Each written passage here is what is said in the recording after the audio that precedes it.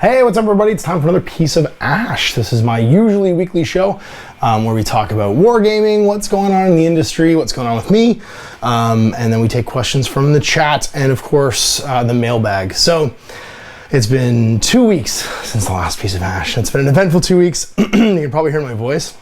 I still sound a little strained. The entire family took ill 2 weeks ago, of which I was the last sort of like survivor. Like I was the one that was taking care of everybody else with like, you know, like the Venetian plague doctor mask, like all kinds of rags tied around my face, sleeping on that couch back there, trying to stay healthy as long as humanly possible. And then of course it finally got me as everybody else was on the mend. So like we went and got the kids a round of antibiotics, and you know my wife was on a round of antibiotics, and it was getting knocked out of them, and it just like crippled me. And my first day that I was fully kind of like sick, I went and live streamed the 40K Classic, and it just crushed my voice. Like I could barely talk for like 3 days. And so we're actually gonna keep this to an hour because I can already feel my voice starting to go again. Because I'm actually not sick anymore. What I've done is I've actually strained my larynx. It's funny when you have a job where you like talk for like 8 hours at a time, and then you do something like makes your throat sore, you can actually like seriously damage your voice box, which I did. So I've been living off these. I should have bought stock in these at some point because the good old Ricolas have been saving my life and keeping me alive, and that's been pretty important. I have, and as someone just said, tea with honey. I've been chugging tea with honey, and like lemon tea with honey. I've been gargling with hot salt water, like that. Everything you can possibly do. It's actually not just like it's not an illness anymore. It's that I've actually like strained like my vocal cords.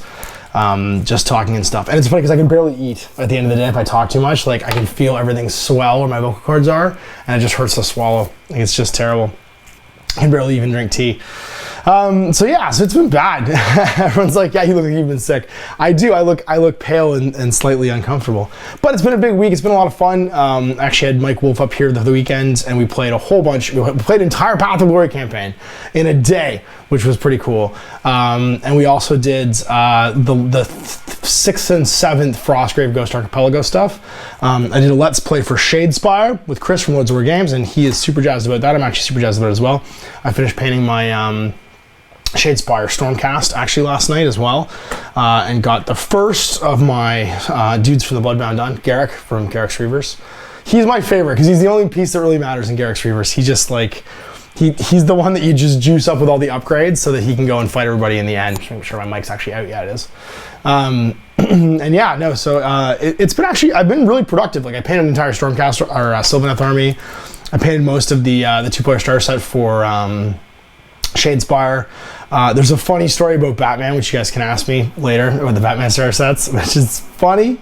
Oh my gosh, Mike Lamb's here. That's awesome. Mike Lamb, I haven't talked to him forever. A buddy of mine from Dallas, a fantastic artist. If you guys are ever looking to hire an artist, graphic designer, go check out Mike Lamb. He's the creator of the Bolter and Chainswords. If you guys ever enjoyed that Space Marine forum, which has been around forever now, like when did you make that, Mike? Like almost 20 years ago? Like 18 years ago? 19 years ago now? Wow, that's a long time. If you guys ever enjoyed that, he was the one that created Bolter and Chainsword, and all that beautiful art on that forum is by Mike. So super talented dude. That's awesome that you're here today, man. So we're going to talk about some stuff. We're going to do my usual thing, and we're going to do a little editorial at the beginning. And the reason this editorial is on my brain right now, which is why our great rules not to make a game a hit, is we were talking about Shadespire, and we were talking about a company trying out something different for the first time. In this case, it's organized play in a community-driven game where game nights and playing something competitively are a big part of what's trying to sell it going forward. And it got into my brain. I play tons of wonderful games they're fantastic games, but they've never really been a hit, right? And when we talk about what a hit is, and we talk about what a great game is, it's probably important that I define those two things before I launch in this editorial. So first, let's talk about what is a great game. So a great game, I'm going to define as a game that succeeds in what it's setting out to do. And I know that's intentionally vague, but games are all trying to be different things when the author writes them. They're either trying to provide an experience, right? They're trying to provide, well, they're all trying to provide an experience. They might be trying to provide an emotional experience where you become attached to playing pieces. They have highs and lows, ups and downs. There's tension in the game. They might be trying to provide a very tactical game experience where what you're doing is you're having very clean rules, you're having very precise dictations of what you can and cannot do, and you're trying to win a game. So you might be trying to be a very like strategically focused game. And so when I say what a great game is, they don't have to be the same kind of game, because everyone's idea of what a great game is going to be different, right? What I personally enjoy in a miniature game isn't going to be the same as what you personally who are watching this might enjoy. But what we can all agree on is that there are games we think are great, and that's typically whatever the author was setting out to do is the thing we like, and it succeeds in that regard. And there's also games that might not necessarily be great. They might set out to do something, and either unintentionally or intentionally, they might do something else better, or they might go and just not quite capture what they were shooting for in that gameplay experience. So that's my definition of what makes a great game, and it's intentionally broad because so many things fall in that category, and so many things can be compared that aren't necessarily the same thing. And that popped into my head when we were talking about Shadespire in the Let's Play, where Shadespire is being compared to a ton of different games, but none of those games are the same as Shadespire, and they're not even necessarily trying to be the same thing. And so whether or not Shadespire is a hit comes down to a lot of aspects outside of just how fun the game is to play, and whether or not it sets out to do what it wants to do, which in my opinion it does. I think it's definitely setting out to be a fun, tactically challenging, interesting, fast play kitchen table game. So then the next thing is we have to define what is a hit.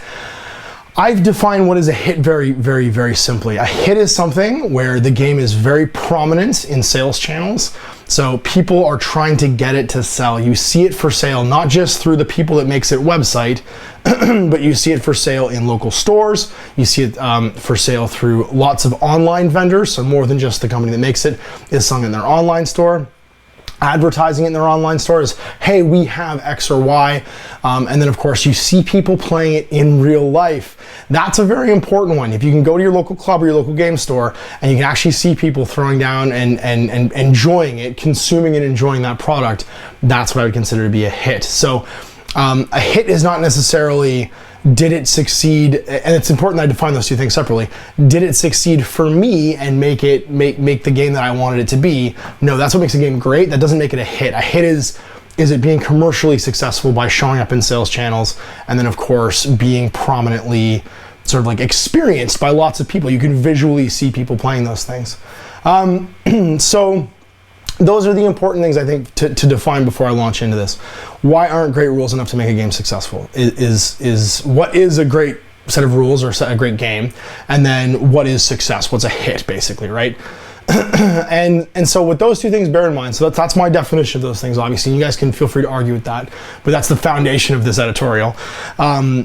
There is more than just the game succeeding at what it's setting out to do that makes it a hit or not, that gets into sales channels. And unfortunately, those are things that not every company thinks about when they go and they launch a game. So one of the first very simple things is, how easy is it for customers? And customers, I also mean other businesses that are gonna sell it, they're gonna trade on that sale. So like retailers, independent retailers, and distributors to get the product.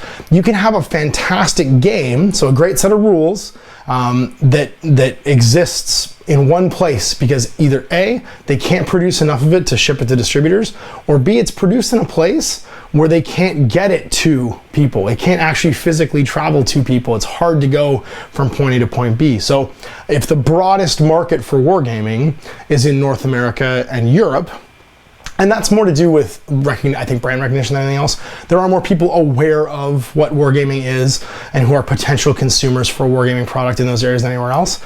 And let's say it's made in Australia, an Australian business might struggle to be able to get their product on the shelves in those places. And that's a challenge. So that can actually be a hurdle, an impediment to keeping people from playing it. And that's a big thing. So supply chain and sales channels, those are things that can keep great rules from, or even just a great game in general, from being a hit. And I think that's a hard pill for some people to swallow, because if your business is based in those places and it never really grows past a certain point, it's because you have to go for your local market. You'll never be able to grow past a certain point and become super commercially successful. Because for retailers and distributors, if it's hard to get your product in, if it costs them money to bring it into their channels to get to other people, they're less likely to go and look at it. And that becomes a thing that can keep you from being a hit. The next thing is, who are you marketing your product towards? So who are you gearing that product at, and how do they react to the product that you make? So for instance, if you were to say, again, and we'll use Shadespire as a comparison because it's on my brain right now, what stirred this up. If you're gonna compare Shadespire to X-Wing and say, hey, every X-Wing player should naturally wanna come and play Shadespire. It has the same level of accessibility. It actually doesn't. You can open an X-Wing box and require no assembly. There's no prep time to play that game, apart from punching out tokens, which is the easiest thing in the world, because they're already pre-punched, like you're literally just putting them on the table, and unpacking what comes in the box. The miniatures are pre-assembled and pre-painted. The fact that the Shadespire miniatures come on a frame is actually an impediment to people. So that's a thing that can make it hard for someone to join in and enjoy that game. And board gamers particularly don't necessarily like to put models together. That's a thing where if you look at a lot of modern board games today, things like Massive Darkness or any of the Zombicide games, all of the Walking Dead All Out War stuff from Mantic Games, which is, in fact, it is a board game, a little bit, actually mostly a board game really. You have a set of miniatures that are pre-assembled, which is much more likely to appeal to the people on that side of the fence. So in that big Venn diagram, how does my game appeal to people? Components are a big part of it. So Magic is, I think, your most accessible example of a competitive board game, where literally you're just opening packs. If you can open packs and shuffle cards, that is the only thing you have to do to play Magic. And again, so you have this lowered bar to entry, and that can keep things from being a hit in certain areas. Which again, when you think about what's been successful, it's been a hit in the past from these certain games to try and hit the biggest part of the hobby market, the tabletop market. A game like X-Wing actually bridged a gap, right? Which is interesting because in Star Wars Legion, it's going to go another direction. There's going to be some assembly required, and that same market may not join in to that tabletop game. So they're pushing the Venn diagram towards people who like models, but maybe not keeping it towards the people that they currently have in their market share that are enjoying X-Wing. They're going to keep everybody like Star Wars that doesn't care about those things at all. But you've got these pools of people, and you're pushing your product one way or another towards them. So you've got there, accessibility of your product. Are people willing to do the work to actually play the game? Where are you located? Which is a big key part of it too. In the chats right now, somebody actually mentioned language. Language can absolutely be a barrier. It tends to be that most companies tend to prioritize English, mostly because of the thing I said earlier. So it's not to say that there isn't markets for things in other languages. Is to say that in the two areas that I described, so North America and England and Europe, English tends to be spoken more. So if what you're talking about is Venn diagrams, if you're going for the biggest slice of a pie or a slice of cake, you're going to go after the most commonly spoken language in those markets. So the two biggest markets, the most commonly spoken language, which you're going to say that it's not the most commonly spoken language in England and North America, but it is a trade language. So where it might be a very uncommon first language in most of Europe, it's a very common second language to speak English. And again, that just makes it, from a business point of view, if you're going to produce a product that's easily accessible, you're probably going to produce it in English, because you've got all of North America that speak English for the most part, at least as a second language, if not as a first language. And then in England, you've got the biggest sort of like awareness of wargaming, because Games Workshop's located there. And then you've got tons and tons of people speaking English as a second language in Europe. So when it comes to producing products, language is definitely a thing that can be a barrier, but there tends to be, because of just the placement and the size of the markets in certain areas, a preference for doing English first. Not that they don't translate it later on, but typically if you're going to do an initial production run, that's where it's going to be determined if something is a hit, if it has been successful or not. And those things tend to just be the first launching off point. Start with English and work your way to something else. So the next part is community. And this is the one that's interesting. This is the one that actually brought it into my brain, because supporting things going forward in a certain way is something that certain hit games, you've got retailers and salespeople are used to that. So to give you an example, you can go to almost any hobby shop on earth that carries Magic the Gathering cards, and there will be Friday Night Magic played in that shop. And that's interesting because that's an invention by that company. The fact that almost universally around the world, people get together on Fridays on a certain day of the week and play Magic is an example of a company influencing how their product is sold and trying to equip and arm the sales channels to continuously rotate that product over their shelves, to sell the current product so that they have the space on their shelf and the money to bring in new product.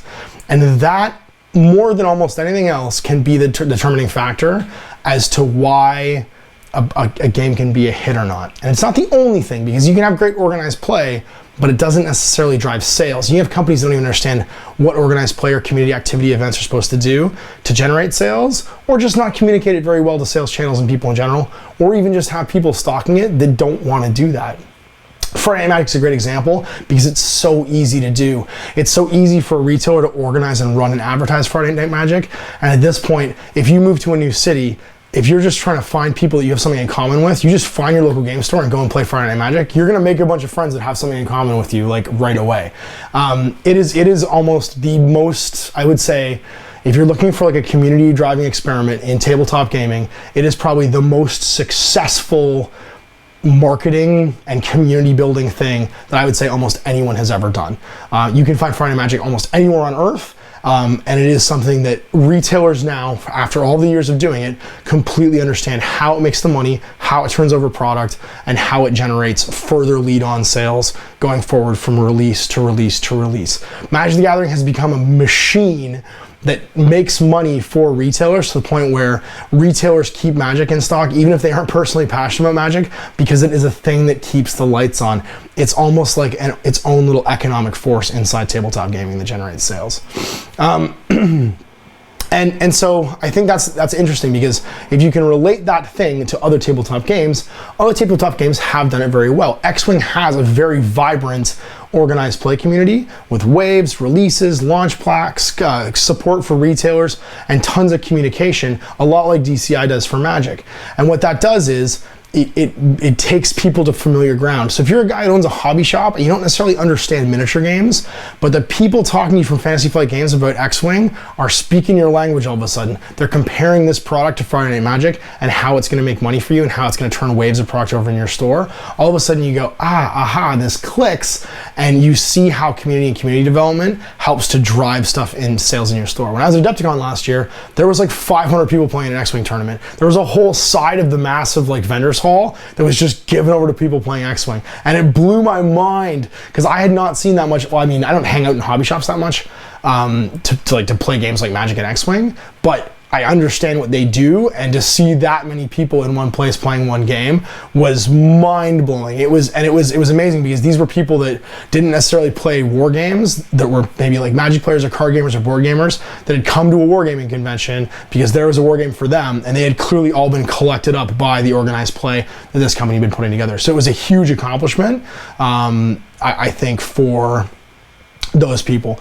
And the difference between that necessarily and when you see a game being commonly played is a game being played in a gaming store doesn't make anybody any money, whereas the organized play kits for something like Magic and for X-Wing are actually designed to sell product at the same time. They typically have a ticket cost. You pay to come in and play, and that means they're making money. So the difference between that and someone just showing up with their bags of 40K stuff to play a game is, you show up your bags of 40K plus to play a game, that store doesn't necessarily, unless you decide to go make a purchase that same day, make any money. When you put your 20 bucks in to go to an X-Wing event, or your 20 bucks in for Friday Night Magic, or 10 bucks, whatever it is for Friday Night Magic, there's product being exchanged right then and there. So those games being played actually drive it forward and mean that supply chain starts to move. So the stuff went out to you from Friday Night Magic, it means I have to reorder packs from Wizards of the Coast to get cards back on my shelf, which means their warehouse starts to empty, which means they have cash coming in, so the next release they fill their warehouse back up, and that conveyor belt keeps moving. It's the same with X-Wing. You have product going out, they order these event packs, the event packs have product in them. Typically when you play, you get something, you get cards or whatever, there's cash coming in for you to play in the event, there's product going out, and the thing continues to cycle, right? X-Wing continues to cycle forward, the next wave launches, whatever it is, whatever cards you need. So it's an interesting phenomenon, but you've now got a company, so I was just showing you guys my little Shadespire dudes, that's making an attempt at that. And so inevitably in our heads, it's going to be sort of like compared to these other things. So if we use Shadespire as an example, do they have the supply chain on like sorted out? Of course they do. It's Games Workshop. They'll be able to get product anywhere in the world as much as they want. So that's never going to be a problem for them. Do they have a great game? I think so. I think that's what it sets out to do. It's been a lot of fun to play. But that last component, oh sorry, and the language thing, of course, because you guys brought that up. I'll touch on it too. They're gonna do everything in every language. It's already available in both English and French in Canada from the get-go. So again, tick, tick, tick, 3 boxes. The great unknown right now is this community support stuff. So for a game like this, it means ongoing releases, keeping people interested, pushing things forward, and getting people to play the game constantly in a store. It's only gonna be a hit, I think, if people actually latch onto it. And it's not you guys, the players, that's important to be. It's actually the retailers, the people selling the game and the distributors that need to understand how it's going to be sold, how to actually promote and get it run in their stores, and use it to continue to drive stuff forward. So the aggressive release schedule, we know they're going to do that. They've always got a release every single week. It's going to keep going.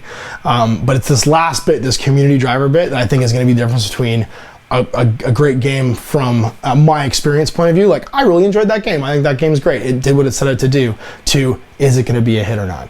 And that's my editorial for this week. So let's jump on and look at the chat and see what's going on with everybody. It's funny because I know I've hit on a topic that people are like sort of debating on when I show up, because I'm like 5 minutes late probably to my live stream today, and the chat's already like just like blown away from me. People are already talking about it and debating and stuff.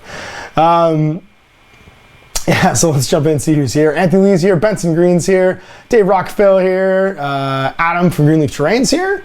Who else is going to be here? The Eater of Crabs is here. I don't even know what that means. Eater of Crabs. I hope you're from like the Chesapeake Bay or something like that.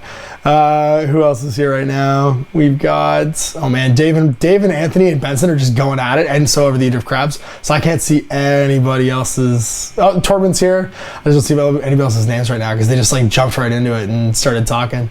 Starlight Night Flames here. We've got, who else? I'm not seeing anybody else. There's 100 people here, but I'm not seeing anybody's name except for Benson David. I think everybody's just watching them debate right now. Talking about 40K, talking about things that are boring, playing games like pulling out my teeth. Oh man. All right, I'm skipping forward. I can't. Oh, Marius is here. I'm trying to find new names at this point. Ben's here. Mr. Grandpapa D. Yeah, I'm trying to do as many shout outs as I can, but they're having such a debate right now and it's so long, I like literally just can't see anyone else's names. Brutalitops is here, Warpforge is here, Teo's here, Mike Lamb's here. I shouted at him earlier because I just saw him as I jumped on. M. Farkas Nagy's here. Who else is here? Miso's here. Horrid's here. That's awesome. Ricola. Someone just said, Ricola, those Swiss know how to fix a throat. They sure do. I just decided I'm not actually gonna like have a Ricola light right now because you're just gonna hear it. I'm on a throat mic right now, so you're gonna hear it bang around my teeth, and you guys don't want to hear that. Oh yeah, and last week also, I had a tooth like literally just break. Like old man problems. I'm now officially like the heir of basically. I had a filling in my top of my mouth that I probably had when I was like 14 or 15, like just like when you're young, like a really tiny filled tooth, but it'd been there for so long, right? It's been over for like over 20 years now, that I guess just the tooth had eroded around the filling, and I was eating my wife got Greek food for us one night. I had like a Greek potato. I was taking a bite of a potato, and literally the tooth just went and like cracked in half, and the filling fell out. And so I was just like, oh. So then again, last week I couldn't do, like I was gonna do an unboxing video on Shadespire and the new Batman stuff, and literally like as I announced that, I went and had some dinner, and my tooth just like broke in my mouth. I was just like, oh, I can't do anything. Luckily they were able to fill it and everything was fine. Yeah, it was rough. Armor Freak's here, CJ Phoenix is here, Paulus is here, Caddock Flanagan's here, Inquisitor Savak is here. Wild Boar's here. Mike literally blushes because I was gushing about him. Whatever, dude, you're a great artist, so shut up. What else? Coods is here. Hi, I'm Belgian. I speak French, English, and a dirty, wild language for the uncivilized people. French is the most beautiful and poetic language on earth. He's not wrong. English is just the common tongue for us commoners. What else we got over here? Inspirational Minis here. I'm just trying to do a shout out to everybody, but it's been so hard. And everybody's just yelling about languages now, and now they're yelling about Kickstarters. So I'm actually gonna jump into, oh wait, somebody said something to me. Kickstarter games can also be very successful. Yes, yeah, Kickstarter can be a successful thing, but it doesn't necessarily make it a hit. I think a Kickstarter game that never goes to retail is gonna be a great game for the people that end up playing it, but it doesn't make it a hit necessarily as I define a hit, because you won't necessarily see people all over gaming stores all over the place playing it and tons of people stocking it. So I think that's actually a great example, Kingdom Death, because my local store can't stock Kingdom Death. Like, I can't go in there and be like, hey man, can you order me a copy of Kingdom Death? And they won't be able to, right? Like, he every once in a while releases a new set of it and it's instantly gone on his website, or I can go hunt eBay for it. But it totally fulfills the great game criteria. It does exactly what it sets to do. It's a beautiful product. The miniatures are super cool. The art design's cool. Even the component quality. My buddy Dave, I play Infinity with, brought his copy in to show me, because I hadn't physically seen one, and I was just blown away just by the quality of the components. Like, the attention to detail that went into making the boxes and like the printing on the boxes is just unbelievable. It's a beautiful product. And so it is a great game. It hits those great game criteria, because for the people that own it and that are happy with it, it just completely does what it sets out to do. It's an incredibly high quality product. But is it a hit? I don't think it can ever qualify as being a hit game if it doesn't ever break into the mainstream and then end up on shelves, end up with distributors. And he couldn't do it with what he's doing. He's making a bespoke product. He's making a thing that's almost like a limited edition numbered thing, right? It's so high quality. It'd be like saying that the McLaren was a hit as a car. The McLaren's never going to be a hit as a car because they only make like 12 of them a year. You've got some like grandma hand stitching the seat somewhere. You know what I mean? Like, it'll never be on everyone's driveway. Whereas, could you say that like necessarily the Honda Civic was a hit? Absolutely, the Honda Civic was a hit car, because they're everywhere, right? There's thousands of them all over the place. They make more Civics than almost anything else. Is it the best car? No, but does it do what it sets out to do? Be an affordable car. It's really reliable. Yeah, people drive them until they're like in the ground. So I think it's interesting, because that's a really great example of the difference between a great rule set or a great game and a hit game. Basically, are these things the same thing? I don't think they are. What else we got here? Yeah, I think it's time to jump. Yeah, everyone's just, oh man, I have riled everybody up. I'm gonna jump in, and I am going. Oh, the Rusty Knight's here. Joseph McGuire's here. Awesome. I'm gonna jump into the mailbag real fast and take some mailbag questions, because everybody's super riled. I like it when I get a topic that like riles everybody up, of like debating like what a hit is and what stuff is, because everybody's just going crazy in the chat right now, and it's hard to keep up with. Let's go to some mailbag questions, and hopefully we get a hilarious name.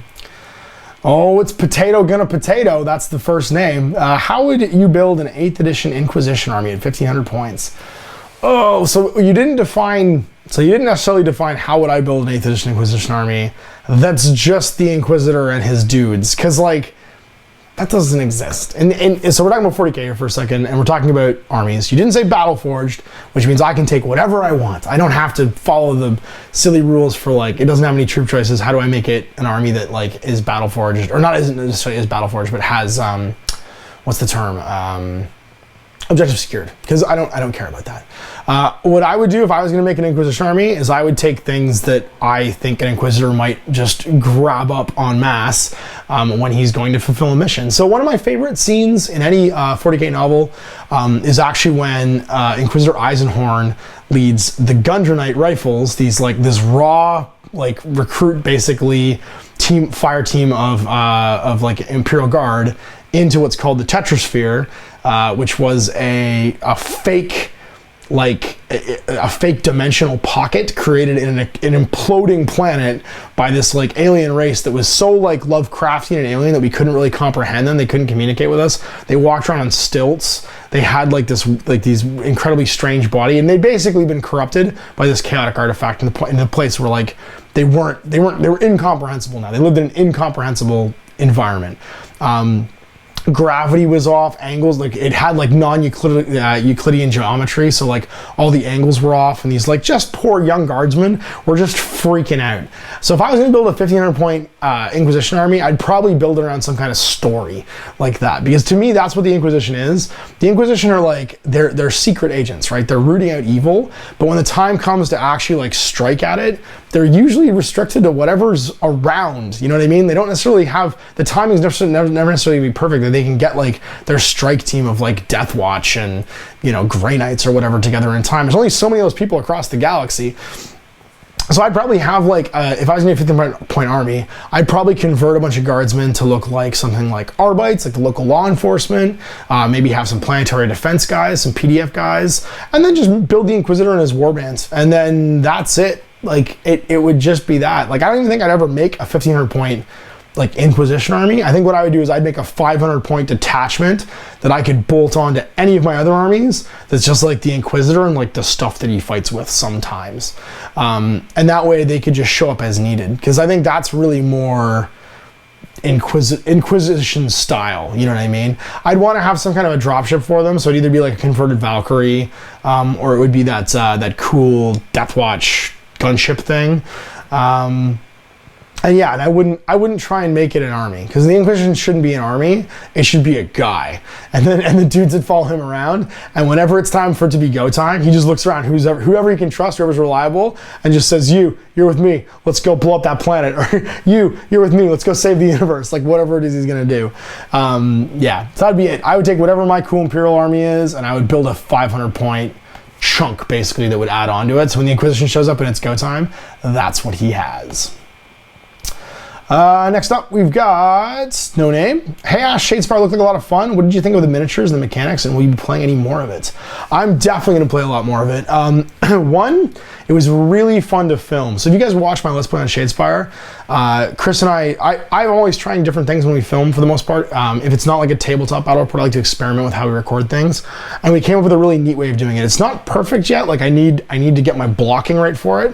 What I'm probably going to do is actually grab a tablecloth and actually get like a silver Sharpie and block off corners of like where things should go in the shot, so that I can lay everything out the same way every time. But you guys can't really see how it's laid out. So that on screen, the table and the dice tray and stuff are in the right spot, so that the scoreboard on the one side, and us being superimposed over the image, there's like a spot for us basically. And I thought it fit really well.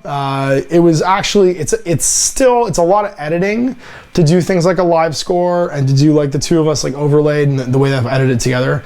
It's a lot of editing. It's a lot more editing than I normally have to do for a battle report, but I think it's worth it because I think the result's really good.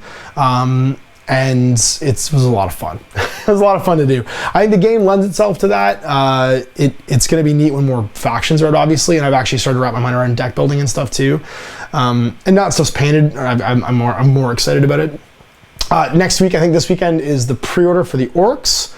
So next Friday, Chris is going to come in and we're going to record the Orcs being played with. And probably this week I'll record a game with the stuff again, but this time with like actually constructed decks. I have some ideas too on how I want to actually do like the recording stuff. I think what I'm going to do from now on, because we're playing with the pre-constructed decks for the Let's Play, which just makes sense, we're just going to play with what comes in the box, is I'm actually going to have deck construction in the description every time we play a game. So there'll be what's in my deck, what's in my opponent's deck for our constructed decks. People can see that, because I think people are going to be interested in that. And then the post game for every game is actually going to be us talking about our deck construction, because that seems to be the one thing that no one's really doing in videos yet. And so when we do the post game, I'm going to go through my deck and be like, so this is my 12 cards in my objective deck. Here's what I was trying to do with it. Here's how it worked out. Here's how I feel about it. And then that's going to, I think, generate some debate on what's good cards in that thing and what's not. Obviously, everything's subject to change right now because there's not a lot out yet. So I'm excited for the Orcs, not just for them coming out and me getting to try a new faction, but also because there's generic cards that are going to be in there that I'm going to want from other factions. And that's where the game gets interesting. I haven't played a card game in a long time, but this is just enough a card game for me that I'm actually excited about it, because it's something different, and it's a game style in miniatures I've not played before, right? The command and control deck in Company of Iron I thought was really cool, and that actually got me really into like cards and miniature games just recently. But this is like a whole new level, because you can actually influence that stuff, and especially your objective deck really dictates how you play the game. Really dictates like what you play for. Because like I'm experimenting right now with actually just dumping all the objective cards out of my mission deck, like not having any like sit on 1 to score, sit on 2, like just having it all be gone, and then having more generic objectives that I can do reactively, because you only have 3 pieces with the Stormcast. So instead of trying to like score specific numbers, trying to just be like be on 3 objectives, stuff like that, where like you don't have to worry about which ones you're on. Worry about the numbers necessarily, is like what the objectives are. So yeah, so I'm jazzed about it. We'll be playing more of it. It's a super fun game to record, and like it's just new and it's different, and I love that. That's my favorite thing. I love when a company experiments, and this is the first time Games Workshop's done an experiment like this in forever, since War of the Ring. really. Like, that's how long ago they've done like a core game launch, really, that was this different, and I'm jazzed about it. So I'm gonna give it more stuff. Marty asks, give me an inspirational quote to inspire me to paint the last 16 Caratron Overlord models that I have left, please. An inspirational quote. Well, winners don't quit and quitters don't win. There's that. You miss 100% of the shots that you don't take. Those are all good platitudes. I think if you're that close to the finish line, if you're 16 away, then you owe it to yourself to finish whatever it is that you've started. So yeah, crush it out, get it done, and what is it? You'll be the end result is not what you're seeking. You'll be more satisfied for having completed the journey, because the journey is what's important. Andreas Fosheim Or asks, gaming mats? ? I'm not really sure what the question is about that. I think maybe you're asking about the Vox Populi about gaming mats. It's not done yet. I'm still waiting on responses. So if you guys want that Vox Populi to come out, jump in and get people to go fill that thing out, share it around, and get more people to talk about it. So let's see, back in the chat, what else we got? We got Ben Osick asking, I'm sort of interested to see whether or not there's going to be an overarching story in Shadespire, or whether it's just an excuse to have all the factions fighting each other. I think that all is going to depend upon how successful it is. Magic the Gathering has novels, right? Why not Shadespire? The company has a publishing arm. I suspect that there is definitely going to be some novels to go along with it. It's a cool setting. It's basically the TV show Lost, right? These people are stuck in the city. They can't die.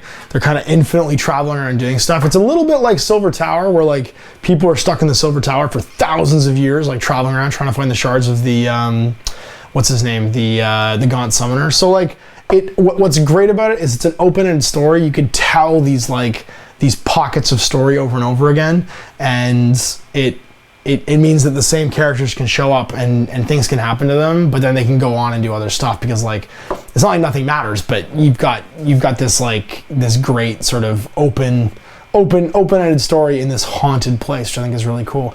Actually reminds me a little bit of Kingdom Death too, speaking of which, because like Kingdom Death, the same sort of thing. It's this mystery story of like where is everything and what is everything and where are these people coming from and where are the cities, like is it purgatory, whatever. Wild Boy says, what's got me saving up all my money for Necromunda is that they've said all factions will be renewed, even the Expac factions and new factions. I can't wait to see brand new Necro factions. Yeah, I'd be excited about that. I would be really excited if they did like the Helmar gangs. That'd be really neat. There'd be all kinds of stuff that I think would be super cool. There's a lot of potential, I think, in the Necromunda to do a lot of storytelling too, because Necromunda, again, one of the things I'm excited about is they're making it so that people aren't just carrying like guard weapons.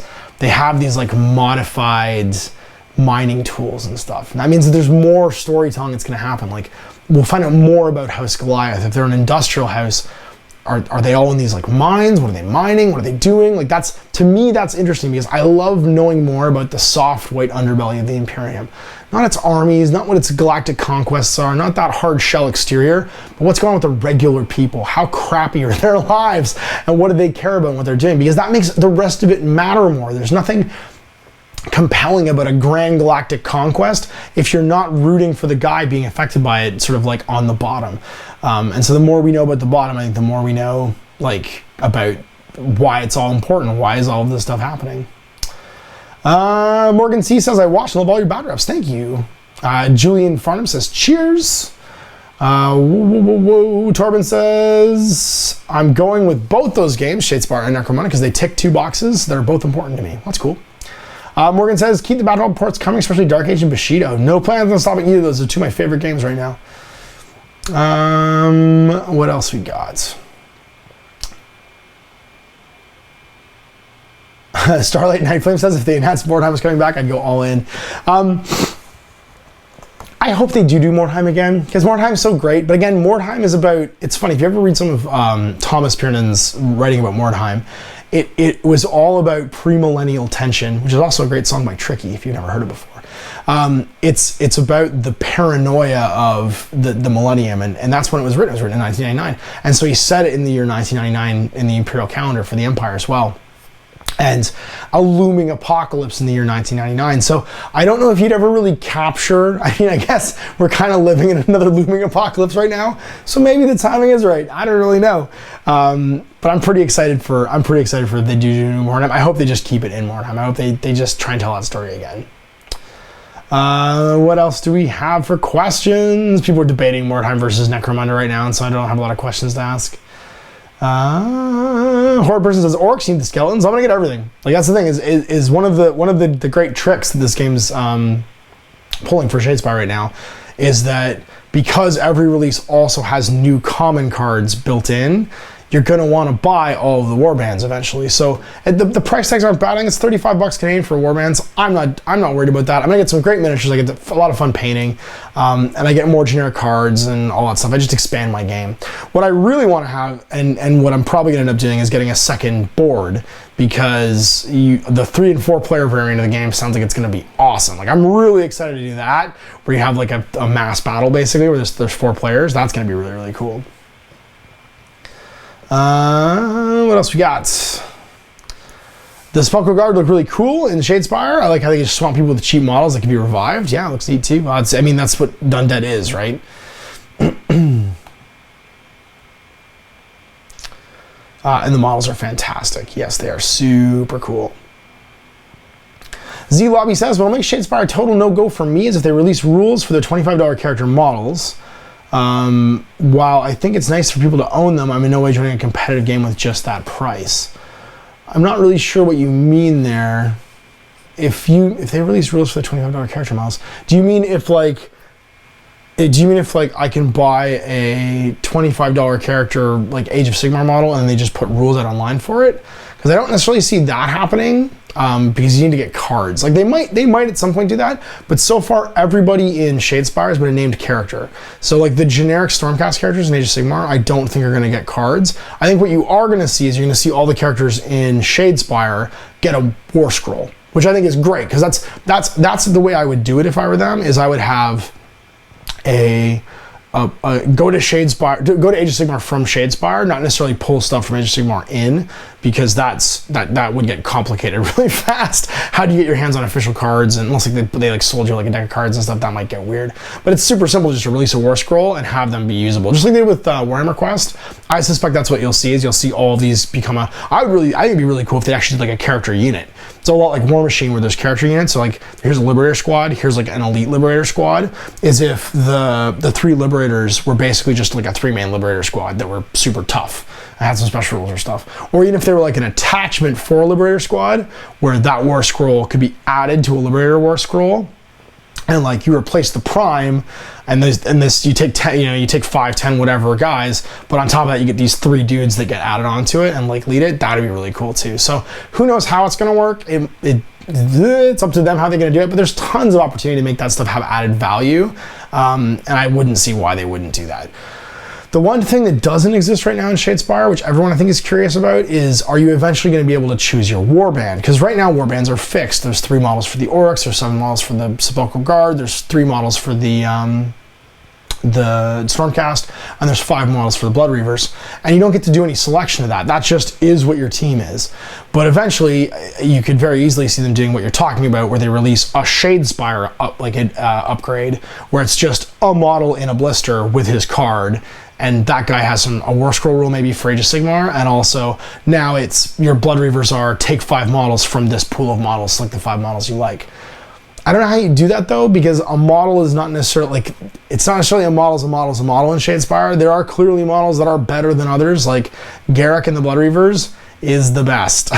He's a leader model, so you might have to pick a leader model and then have options for other models in there. Like there could be a way of balancing it that we don't see yet. Like every team must have 1 leader model, and they do it Guild Ball style, where it's leader plus X number of dudes, and that might work a little bit better. But even amongst the Blood Reavers, there's 2 2-wound Blood Reavers that are not nearly as good as the 3-wound Blood Reavers, and so I don't really know how they would balance that out to make it so that a guy is worth a guy, like it's slots instead of having some kind of other value. So we'll see. James Anderson says, will you paint the Stormcast in your color scheme or the box art? I did my own color scheme, so I don't know if you just saw them. I think I held them out earlier. but I did them in my like bronze. Well, is it gonna focus? There you go. There he is. I did them in my bronze, like sort of like patinaed ancient armor look. Because I always thought the Stormcast would look cooler as golems, you know what I mean? Like these big stone golems, basically, rather than, and there's Oberyn. Come on, get it. There we go. There's Oberyn. One of those big double-handed hammer. They look a little bit more menacing as sort of like statues than they do just as people. So I didn't want their armor to be all bright and shiny. And there's Angarad, bright shield.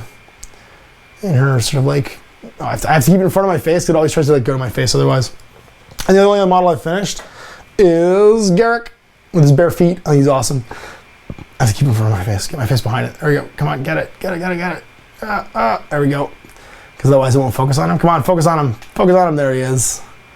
I can't get it to focus on him otherwise. And he's all done too. Get it in front of my face. Because otherwise it's going to scoop better again. You guys can't see it. But they've been a lot of fun to paint. And the models are fantastic. Like for being, it's funny. The plastic is a little soft. Like Angarad's hammer is a little bit softer than normal GW plastic. And I think it's just whatever the coloring agent they're putting in the chips are. That's making it a little bit more flexible. So they have kind of a soft feel to them. I don't really know what that's about, but they feel a little bit sort of soft. Ash, how do you feel about the return of Adeptus Titanicus as a downscaled 15 mil game? Well, that's upscaled really because it was 6 mil before. And it's not really downscaled if it's going to include Reavers and Warhounds. Because like the plan right now what they've said at like the Forge World Weekenders and stuff is that in the box game, because it is not going to be a plastic box game, it went from being just a rule book with some resin models to being a full box game in plastic. You're going to get 2 maniples of Titans. So you're going to get, and a maniple of Titans is a Warlord, 2 Reavers, and 2 Warhounds. So it's a fighting force basically of Titans. That's a lot more than you got in Adeptus Titanicus. In Adeptus Titanicus, you just got Warlords, and they had stripped down classes to basically make them Warhound and Warhound and oh geez, the other one. I literally just said it aloud too, didn't I? It was Warhound and the middle tier one equivalents, because you had your Deathbringers, which were your big Titans with 4 gun mounts. You had your Eclipses, which were the medium ones, and then the Night Gaunts were basically the Warhounds, the stripped down, I have 1 gun and a power fist dudes. And then it wasn't until Codex Titanicus that they added in the Reavers. It literally just came in my head right there, and the Warhounds to bring it back up top. So I'm excited about it. I mean, you can't. I don't call it stripped down because it's more than was in the original AT box. I hope they have some terrain, because that is the one thing that will make the game funny, is that it's like none of the current GW range terrain is going to fit with that game. So they either do a gaming mount for it, because they have done gaming mounts recently, and then do some terrain to add on to that, or I don't know what you play it on. I don't even know what they'll show it off on, you know what I mean? So I do hope they do some terrain in the box. It doesn't need to be the Styrofoam terrain, but like, I'm happy with just Titans on Titans. I don't want Epic back if it isn't what they want to do. I'd rather they just did a really cool robot fighting game, and then later on they have the opportunity to bolt more stuff onto it, because that's what it was with AT, right? With AT, it was just a robot fighting game. Like, if we're just starting that same pattern over again, I'm fine with that, because those years were awesome.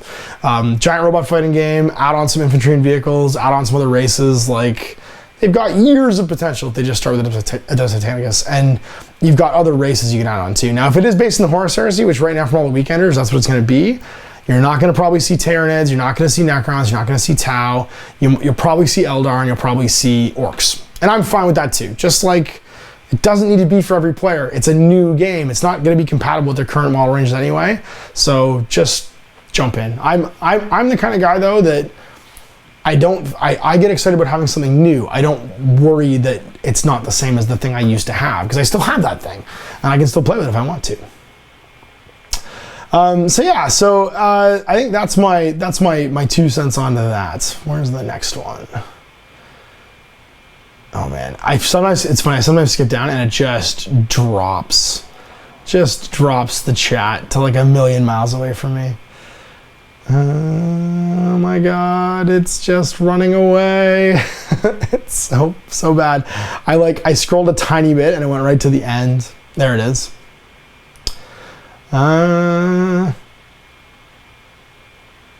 Misa says, is Silver Tower a hit? I love the concept, but I miss the dungeon sets. In Shadows over Heldenhall, they gave maps, but they're overall quite small and a lot of content. I wouldn't say it was a hit. I'd say it was a good game, but they did a single print run. It's not really, I mean, you can still buy it, but it's not really in stock and being sold everywhere. You don't see it being played everywhere. So I think it did what it set it to do. I think it was a great game, but I wouldn't say that either of the Warhammer Quest games were a hit. I don't think they've had a hit board game. I don't even think Blood Bowl was a hit. Blood Bowl came, all the people that played it before were doing great with it. They loved it.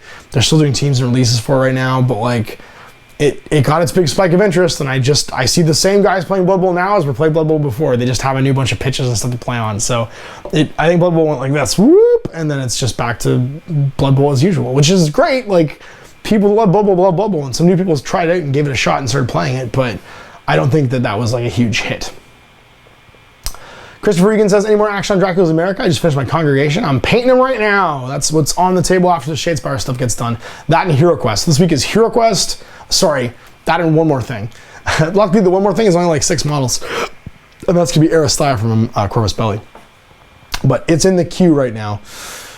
And then Grandpapa Nurgle says, what are all of you running at SkyCon? I'm going to run the Infinity Tournament. So I'll be there this weekend at SkyCon in Kitchener. If you guys are in the Kitchener area, you should go check it out. Running an ITS. You can still sign up for it, but you make sure you go buy your ticket right now, because I'm going to be quickly getting the list of people who've actually paid for the door for SkyCon and cutting names out of the ITS if they have not paid. So that's happening soon. Inquisitor Savak says, the details have been filled in over the years of novels and games is one thing that makes Games Workshop great. It's true. Inquisitor Savak says, more Rumble Slam. There is more Rumble Slam coming. Joe McGuire says, any thoughts for smaller companies who cannot necessarily get into the big sales channels but still want to expand on having a great game? I think you just keep having a great game. And that's an interesting question, because Joey obviously is the author of Does Not Test, a very... one of my favorite games the last few years as far as indie skirmish games. And I think that question is interesting, is how do you make that leap from just having a great product and being a great game to being everywhere and being played by all kinds of people? I think that comes down to how much are you willing to grow? Like, how much do you want to grow? How much do you want to make it your 9-to-5 job, right? If you want to have it be in major sales channels, then you can't necessarily do the same quality control thing yourself. You have to find an avenue for getting something to a publisher or self-publish where people can just order hundreds of books from you. And then having product that's packaged in a way that's retailer friendly, right? So if you have just a book by itself, you probably try and want to get it to bookstores. If you have a book in a box with a bunch of miniatures, then you can probably try and get it into game stores. So I think that's the next thing, is how do you tick the boxes from before? You have a great game, awesome. How do I make that product fit all the other boxes? Is it readily available? So how do I make it available to distributors and sales channels on demand, where it's just like ready to go out of the box? How do I have that product be in line with what customers and more importantly retailers expect? So like, retailer might necessarily know how to sell a book that sells other people's miniatures, you know what I mean? But if the book came in a box with a bunch of miniatures for 2 teams, that's a starter set. They know how to sell that. And then the last part is, how do you get some kind of poke where they know how to keep selling it, where it doesn't just sit on their shelf, but they can do things in their stores to keep people buying it. So how do you keep ticking those boxes? I think if you just go back through that, what makes a game a hit, it's how do you get your product lined up so that all of those boxes are basically ticked. So if Games Workshop's got everything up to, get the retailers to understand how to keep selling it and how to drive it through the store so that it keeps that conveyor belt moving of people are enjoying it, people are buying more, people are enjoying it, people are buying more. What are the other boxes you have to tick to try and do that? Horrid Person says, story is becoming a marketing mechanism. It's a pretty sly move. By advancing the storyline, they can introduce new figures, kill existing ones, and keep both people buying. Absolutely. Michael says, yeah, tricky. Yay, 20-year-old trip-hop bands. I'm jealous, though. I don't know if you're still living in Dallas or if you're living in Austin, but there's a lot of great music now in Texas. I got to go to South by Southwest a couple times when I was living in the States, and it's pretty awesome. Horberson says, it's the remedy for support stops on builder games like Mordheim, where players had the stuff they needed and were done. Absolutely. Horberson says, I think Guild Ball showed them the way. Corey Yennings here. Doc Raven's here. Have you ever tried a game called Freebooter's Fate? It's a neat little game with awesome card gaming with mind game playing against your opponent. I have some friends that were really into Freebooter's Fate. I never actually gave it a try myself. My pirate game, of choice was Legends of the Old West, but I did own some Freebooter's Fate stuff to play that with. Was it not? No, Rum and Bones is the one I'm thinking of where it became a board game, like a full-on board game. Because the Rum and Bones stuff by Kumani is actually really cool as well. But no, my buddies Chris and Nico played tons of Freebooter's Fate and they really enjoyed it. I haven't actually given it a go myself, but it's been on the list for a long time of things to give a try. Do you think the downsizing to 15 mil on Adeptus Titanius is so they can make holders for 40k and double all the ranges? No, because it's an upscaling. Going from 6 mil to 15 mil makes it way bigger. And it's a weird scale for them too. It means that the buildings have to be significantly bigger as well. Torben Kasperg says, Ash, what are your thoughts on the Osprey mini rules, the small ones without models? I love Osprey games for exactly that reason, is they breathe life into model ranges, model collections I have that I haven't necessarily used a bunch or used in a long time. Sorry, you can hear my voice starting to go, and I'm at that stage where I'm starting to break, I think. It's funny because I think I did a couple of talks in the past about how I think miniature agnostic games were getting kind of a renaissance because there were so many great model companies out there producing great like lines of miniatures, but that there was nothing to play with. Guys had these deep bits boxes of models. If you actually look at, we were talking about this not test a second ago, if you look at Joey's rulebooks, they are filled with beautiful miniatures that don't necessarily have miniature games, because Joey's been collecting miniatures for years for like his own post-apocalyptic collection that he's got just a ton of stuff for, and it's all gorgeous, but doesn't necessarily have like a game attached to it. And so I think those rulebooks fill a niche for, I have this great collection of stuff because I just love this theme. I love this sort of like idea or this trope, and I wish there was a war game for it. And then along comes a set of rules, and off you go. You got a war game. So there's been tons of games that I've played actually just recently, like playing Legends of the Old West with Jay. We've played Horizon Wars back with all my Robotech minis. We played Rogue Stars. Owen was using Infinity miniatures. I was using a collection of like Kickstarter Sedition Wars miniatures I never painted. And that's the point. Like those games are so much fun because you get to fill in with your imagination what you're doing. And we're still trying to get to do Scrappers because Jay and I haven't been able to connect. Scrappers been on the menu forever to play as well. And they're fun because they let you just build the story you want to build. Morgan C says, Ash, you need to drop some Commander anytime soon? I might. I don't really know. Joseph McGuire says, for Shadespire, what do I need to buy? Can I just buy the Undead Starter Set? No. So you need to buy the core game, because the core game comes with all the components, the rule books, and more importantly, the board. You don't get a board anywhere else, and the board's really important. You also get, no matter which of those factions you end up playing, each one comes with generic cards for your mission objectives and your command hands, so your power hands. And those are golds. You're going to want to buy everything eventually, but the key starter set with the $70 box, I think $70 in Canada, probably $60 in the US or $50 in the US. You're going to want it, every player is going to want to have that, regardless of what faction they end up like focusing on and playing, because it has the core components of the rulebook, the actual boards you play on, and then all the tokens and counters and stuff that you need. So like your turn counter, your glory point counters, your health counters, your run counters, charge counters, guard counters, all that stuff. So buy that box set, you'll be ready to rock and roll, and then you can buy any expansions you want after that. But I mean, they're gonna be like, I think like $25 a pop US, it'd be $30. No, $30 a pop US, $35 Canadian. You're gonna be able to, you're gonna want them all anyway, because they're gonna come with cards that every faction uses. And I think I call it the Corellian Cruiser principle, where the Corellian Cruiser came with the R2 card for X-Wing, and so everyone had to go buy this giant scenery piece basically that didn't really have a lot of game use because it had this awesome card in it.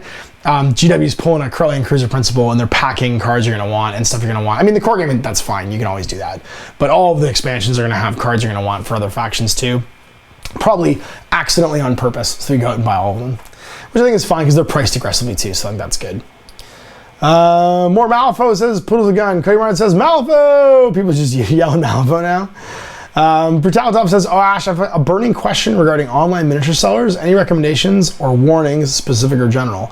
I typically only go with online miniature sellers if I have to, because there's certain things you can only buy online, like your local retailer just can't get them or isn't going to have them, and so you have to go online to do it. That's fine. I always try to ask my local retailer first, not for me necessarily because I play there, because I play in my studio, right? So like I'm an exception, like that's not the norm. But if you have a local retailer where you go to play, try to order as much stuff as you can through them.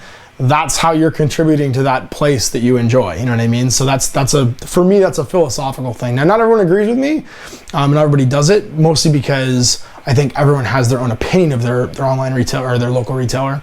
But the difference is, if that's where you play, I think that's the defining feature. If you use that guy's space, remember that every hour you're in there, he is paying probably rent or power or water or whatever on that space. He's paying for you to be there. The least you can do is buy your stuff through them, even if it costs you a little bit more.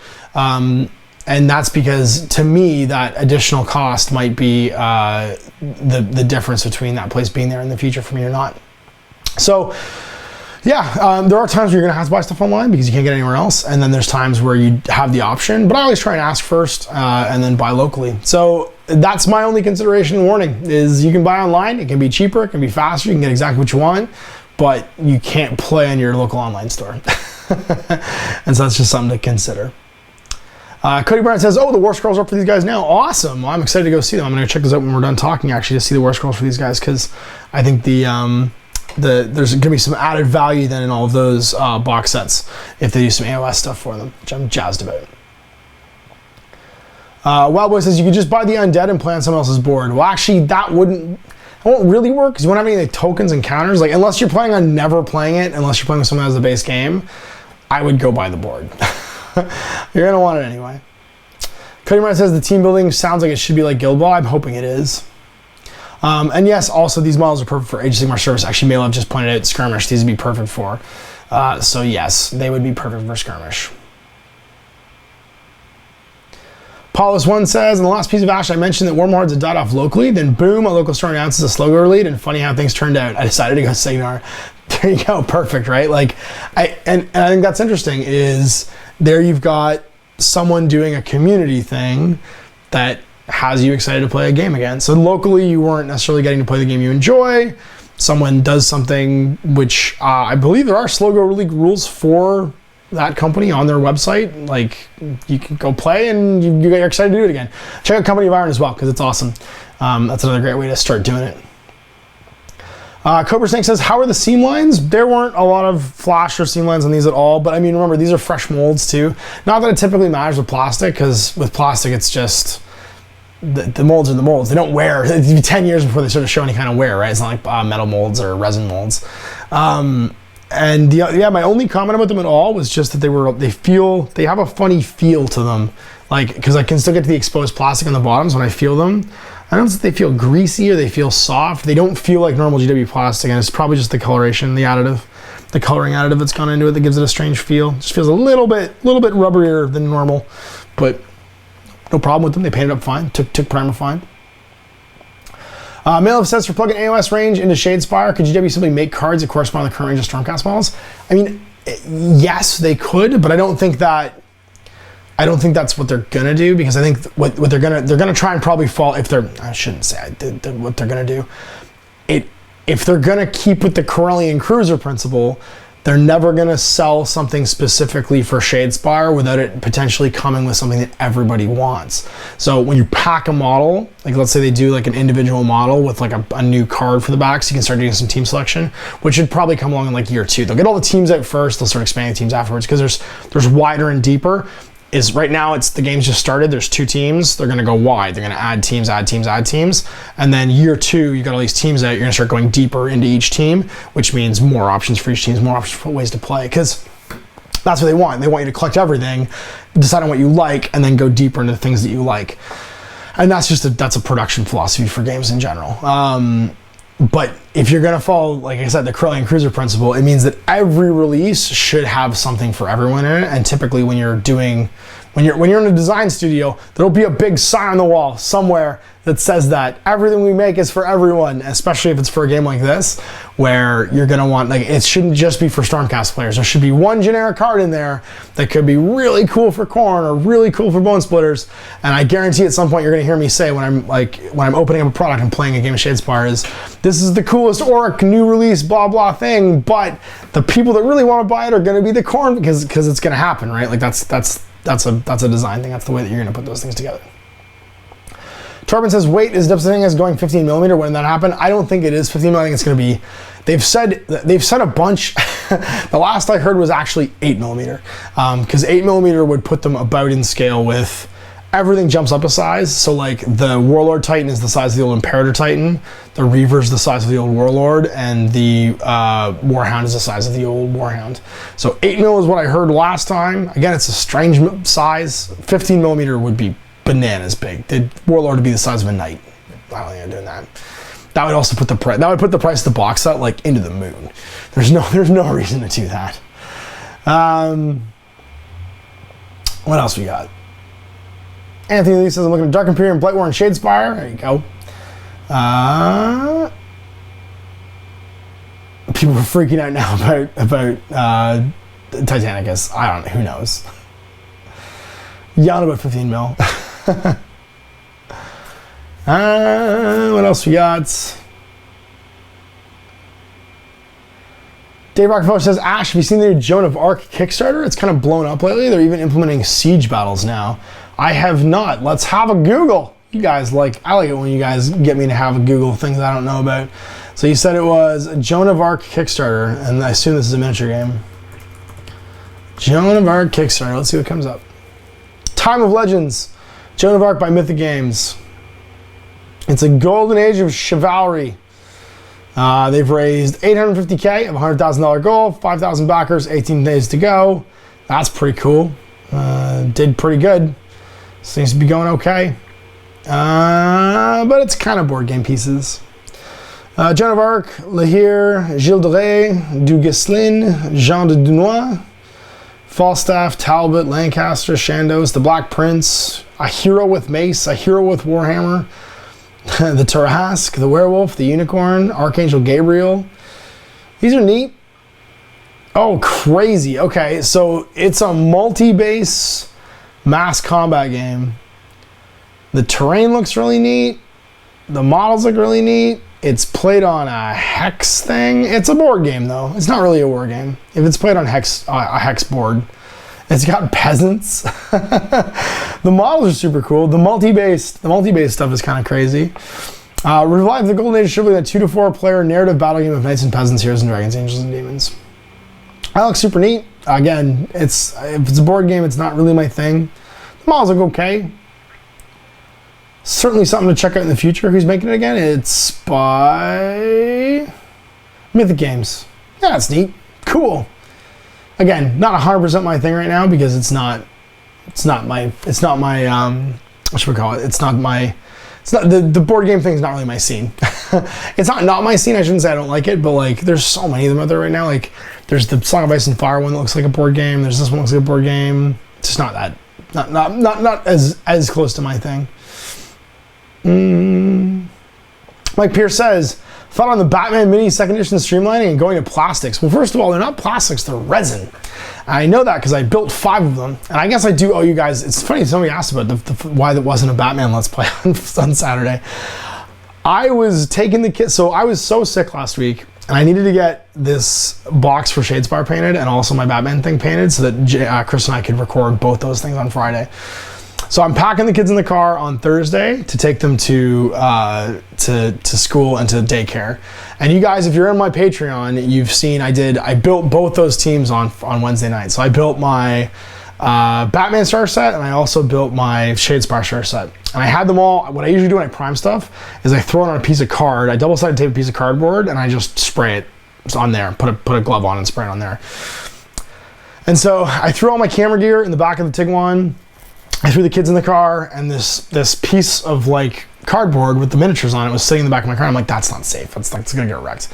I'm just gonna put it in the front seat with me, and that way it'll be safe. And so I go and put it in the roof of my car, and I gotta put the boy in his car seat. And I shut the hatch, and I get in the car and I drive away. And I'm halfway to the school when I realize that those miniatures were on the roof of my car. And so I literally like rolling stop, drop my daughter off at school, like just like, see you later, just like throw her out the door and like whip around and retrace my steps.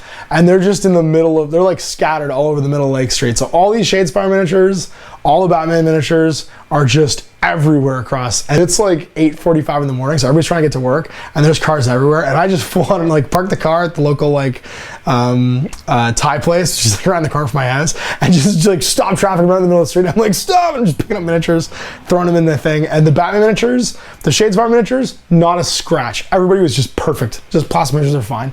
The Batman miniatures, only the riot gun guard and the assault rifle guard survived.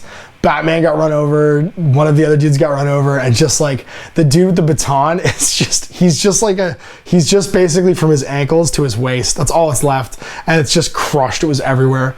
But bizarrely, Nightwing, Jason Todd with those tiny little batons, absolutely untouched. Somehow just survived the entire thing. And so that's why there wasn't a Batman Let's Play, because I left those miniatures in the roof of my car, and then I was in such a rush that I drove to school, and they ended up all over Lake Street getting run over by cars. But somehow the Shadespire miniatures were fine, Jason Todd was fine, and two of the dudes was fine. So basically, I have to pick up another Batman starter now, and I'm gonna have doubles of the riot gun and the assault rifle, which sucks because the assault rifle I'll probably never be able to use two of, but the riot gun, I might. Anyway, it was bad. So yeah, so I don't have any opinions of the new Batman yet because I didn't get to play it because, yeah, I may have left those miniatures in the roof of my car. But let me just tell you, that new resin is not nearly as durable as the Shadespire plastic because they just crumbled and exploded. What else are we doing? Did you need to paint the Batman minis as a cartoon getting run over? No, I don't. I think I'm just sad they got destroyed anyway. All right, so my voice is starting to go. I'm gonna take a couple more questions from the mailbag, and then we are going to wrap this at 2 because that was the whole shebang. As long as we were planning on going. Plus, I'm starting to get sore. Your name? I pitch him. Ash catches him. I get it. Ash catch him. Just watched a great game against Adam's amazing well-paid Lamenters. When will you play Trollzine instead of just his Hound? Trollzine's not very good. I should play Trollzine with my Necrons. He is like my favorite character in 40k because he's legitimately a bad guy. There's not a lot of bad guys in 40k. 40k, everybody thinks they're doing the right thing, right? Everybody thinks they have the moral high ground. Everybody thinks they have the advantage, or that they're like in the right somehow. Trollzine just legitimately wants to steal one of everything in the universe and is a bad guy. His fluff from the last Necron Codex is hilarious. I loved his whole like letter to Inquisitor Valeria or whatever, where he's like, he thanks her for sending him like a Catachan regiment for his collection, which she clearly sent to kill him, and then sends her back a Tesseract labyrinth, and she gets trapped in it, and he's just like, ha. So yeah, no, I'm super into Trollzine. He's like my favorite character, but unfortunately in the game he's not very good. He's not terrible, but he's not very good. Theodore says, how important do you feel it is for a game to have a 2-player starter set and or faction starters at launch? It really depends on what we're talking about here. Because again, is it what's going to make the game great, or is it what's going to make it a hit? I think if you want your game to be a hit, you have to consider how easy it is for someone to start playing it, and you have to stop thinking like a gamer. And that's really hard for game designers to do, because game designers take a lot of things for granted because they play a lot of the type of game they're making usually.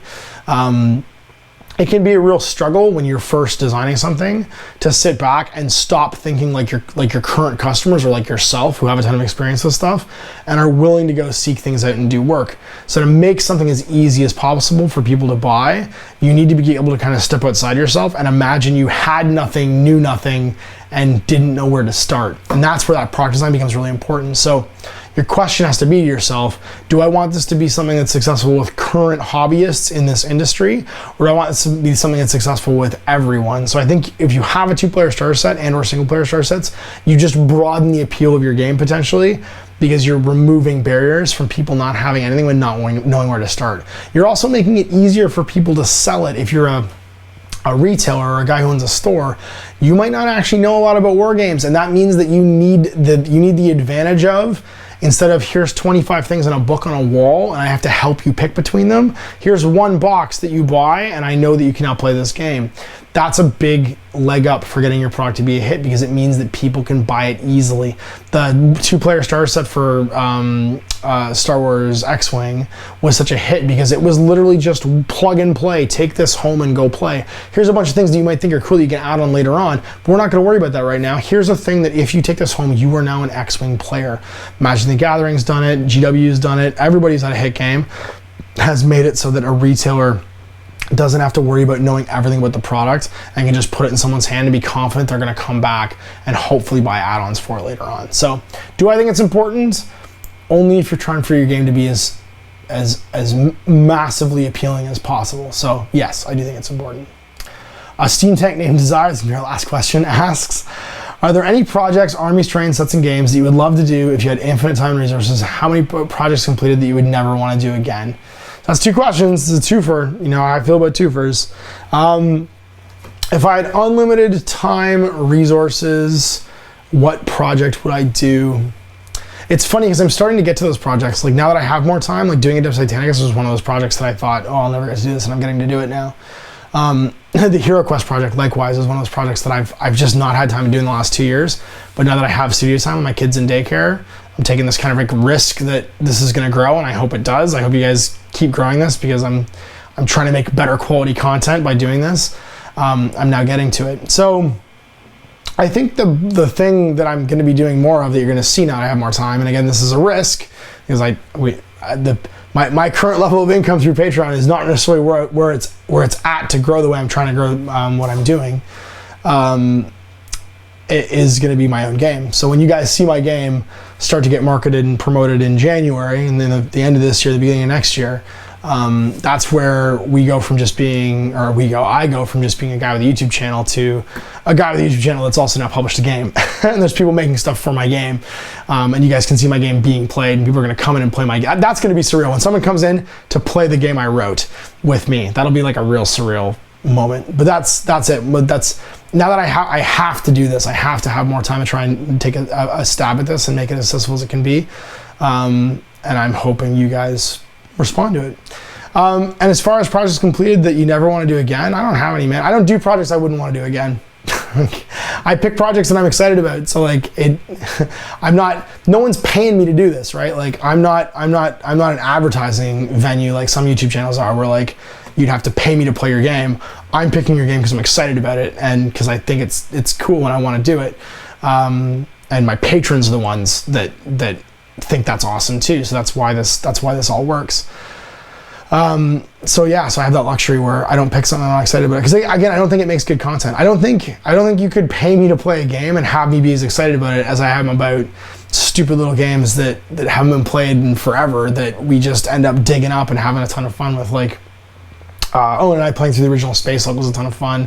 Jay and I just digging up Legends of the Old West and playing like a mini campaign with it, and then Les coming in and playing too was a ton of fun. You guys seemed to super enjoy it. Like those videos were super popular. Everybody asked about them still. Like Swineland with This Is Not a Test. You know, like we'd played This Is Not a Test up to that point, but then Jay and I just got this stupid idea in our heads and we ran with it and we made this like great little story arc that everyone enjoyed. I don't think you can.